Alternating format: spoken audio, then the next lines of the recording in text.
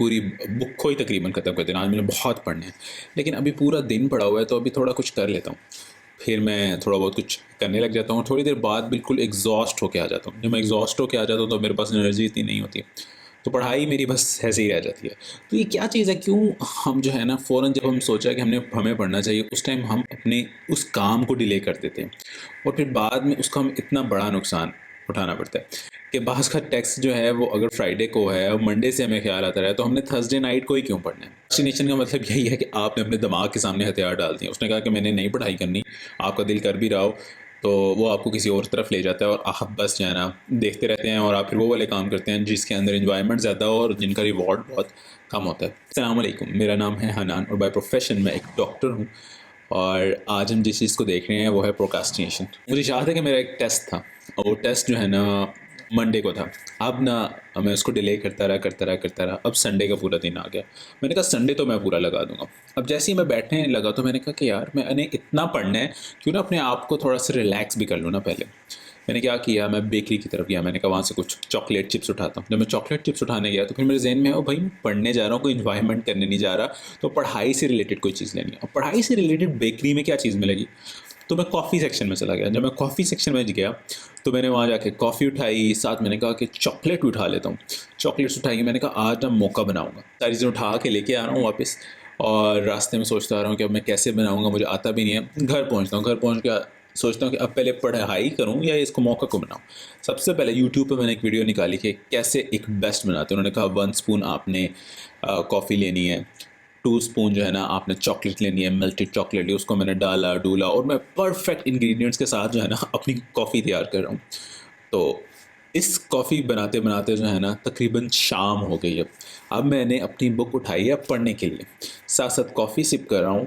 तो मैंने कह रहा हूँ कॉफ़ी का बुक के साथ पढ़ते हुए इतना मज़ा नहीं आ रहा, क्यों ना कोई चीज़ लगा लूँ। साथ ही कोई वीडियो लगा ली है यूट्यूब पे और उसको साथ साथ देखने को साथ साथ कॉफ़ी पी रहा हूँ।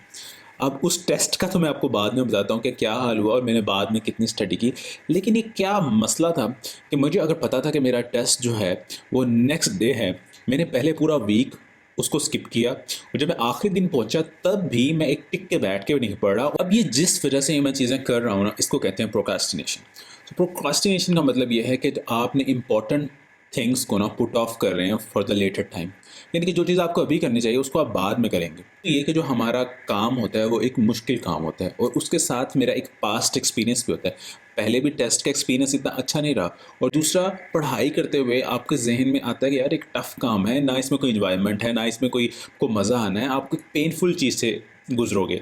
तो इनमें अपना दिखा सकूँ तो उसके अंदर एक पोर्शन होता है जिसको हम कहते हैं इंसुला। इंसुला जो है ना वो फियर के सिग्नल्स भेजता है, वो मुझे रोक रहा होता है कि मैं पढ़ाई की तरफ ना आ जाऊँ क्योंकि वहाँ से मुझे एंग्जाइटी मिली है। तो मैं इंसुला की बात मानता हूँ और अपने आप को अवॉइड करता हूँ एक मुश्किल काम से और पेनफुल काम से। लेकिन इसमें प्रॉब्लम ये है कि एक तो चलो अपने मुश्किल काम को ओवरकम करना है आप कर लो, लेकिन दूसरी तरफ एक ऑप्शन बहुत अट्रैक्टिव है। वो ऑप्शन क्या है कि आप आराम से बाहर चलते जाओ और जाके एक सिंपल सा कॉफ़ी ख़रीदो, चॉकलेट ख़रीदो या सोशल मीडिया पे करो या किसी दोस्त से गप्पे लगाने शुरू कर दो। है ना, टाइम बहुत कम रह गया है मेरे पास, एक दिन रह गया और एक दिन में मैंने बहुत ज़्यादा काम करना है। अब एक दिन मैं बैठूँ भी अगर करना है तो मैं क्या करूँगा, मैं रट्टा लगाने की कोशिश करूँगा, मैं जल्दी जल्दी मास लर्निंग करूँगा और मास लर्निंग जो है ना वो बिल्कुल इनफेक्टिव होती है। तो क्या होगा कि मेरे एग्ज़ाम्स के अंदर नंबर भी कम आने और उस दिन जिस दिन मैं पढ़ाई कर रहा हूँ एक एडिड एंजाइटी होगी। इसकी वजह से क्या होगा, मेरी एफिशिएंसी और कम हो जाएगी। फिर जब नेक्स्ट टाइम टेस्ट आएगा तो फिर मैं फिर इसी तरह का अवॉइड करने की कोशिश करूँगा कि मुझे पेन ना मिले और आखिरी दिन जो है ना मैं कोशिश करूँगा कि आखिरी दिन तक पहुँचाऊँ। और अगर शायद उस टाइम तक मेरा कोई ज़मीर जाग रहा होगा तो शायद मैं किताब खोलूँ, वरना मैं उस टाइम भी किताब ना खोलूँ, क्योंकि एक पेनफुल एक्सपीरियंस और जैसे जैसे ये पेनफुल चीज़ें आती है तो हम कोशिश करते हैं कि पेनफुल चीज़ों से अवॉइड कर सकें। टाइम पे हम कभी नहीं पहुँचते, लेट पहुँचते हैं, चैप्टर हमने कभी टाइम पे ख़त्म नहीं हो, डेडलाइंस हमारे रखनी पड़ती है ताकि हम कोई चीज़ कर सकें। तो ये सारी चीज़ें हमारी एक हैबिट बन जाती है। तो इसी तरह ये है कि अगर आपकी बॉडी के अंदर मेटल्स देखें ना तो बहुत मेटल्स हैं हमारी बॉडी के अंदर, छोटी छोटी मिकदार के अंदर। लेकिन अगर वो मेटल सर्टेन अमाउंट से ज़्यादा हो जाए ना तो वो फिर क्या होता है, वो हमें एक पॉइजनस कंडीशन की तरफ ले जाती है और फिर डॉक्टर के पास जाना पड़ेगा और शायद जो है ना वो डेडली भी साबित हो सकता है। एक बहुत ही फेमस टेक्निक है जिसको हम कहते हैं पोमोडोरो। तो इसमें यह है कि हम एक टाइमर लगाते हैं। टाइमर यह है कि 25 मिनट्स के लिए ना आपने किसी भी टास्क पे फोकस होकर वो टास्क करना है और उसके बाद 5 मिनट्स की ब्रेक रखनी है। आपने अपने ब्रेन को बताना है कि मैंने 25 मिनट तक ये काम करना है, इस काम के दौरान ना मैंने और कोई काम नहीं करना। और ये जो 5 मिनट फिर आ जाएंगे ना बाद में, वो मैं अपने आप को रिलैक्स कर सकता हूँ, सोशल मीडिया कर सकता हूँ, नैप ले सकता हूँ, कुछ भी कर सकता हूँ, लेकिन ये 25 मिनट जो है ना मैंने इस ही काम को फोकस करना है। अब इससे होगा क्या? इससे होता यह है कि 25 मिनट तक आप वो काम करते हैं ना, तो आपका काम आहिस्ता आहिस्ता कम होता रहेगा। आप 1 पोमोडोरो करेंगे, 2 पोमोडोरो करेंगे, तो आहिस्ता आहिस्ता। दूसरा, जब आप रिवॉर्ड दे रहेंगे, आपका ब्रेन भी रिलैक्स होगा कि अच्छा जो मैंने रिलैक्सेशन वाला काम करना है वो मुझे बाद में मिल रहा है, तो फिर आपकी पॉजिटिव रीइंफोर्समेंट भी हो रही होती है।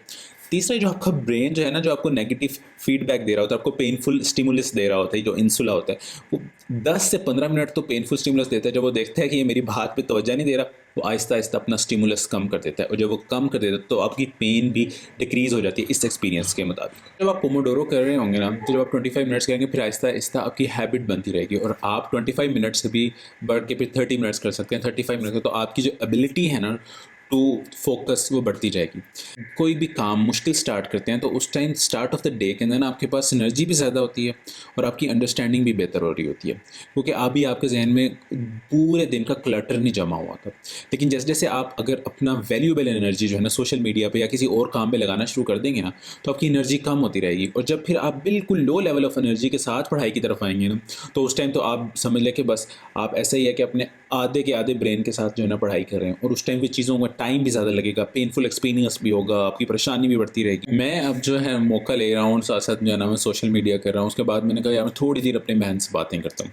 अपनी सिस्टर से मैंने बातें करना शुरू की, उससे गप्पे लगा रहा हूँ। थोड़ी देर बाद देखा है तो टाइम 9 बज गया है। उसी टाइम मैंने सोचा है कि मैं अब पढ़ता हूँ, क्योंकि मैंने कॉफ़ी भी ली हुई है, एनर्जेटिक हूँ, और आपको पता है कैफ़ीन आपको बूस्ट भी देती है। साथ ही मैंने बुक खोली और थोड़ी देर बाद मैं देखा तो मैंने कहा मैं ज़रा थोड़ी सी थकावट हो रही है, क्यों ना बेड पे लेटूं, और साथ ही मैं सो गया। तो उसके बाद टेस्ट का रिज़ल्ट बहुत ख़राब आया था।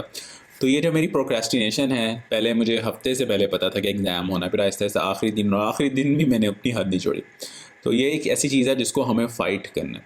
तो उसके लिए मैं अब जो है ना पोमोडोरो टेक्निक यूज़ करता हूँ। तो पोमोडोरो टेक्निक है, उसकी मैंने एक वीडियो बनाई जिसमें फुल इन डिटेल बताया हुआ कि आप उसको किस तरह यूज़ कर सकते हैं, कौन से टाइमर्स है, क्या आप टाइम सेटिंग कर सकते हो। उसका मैं लिंक इधर दे दूँगा, आप या इसको चेक कर सकते हो। और अंटिल नेक्स्ट टाइम, अल्लाह हाफ़िज़।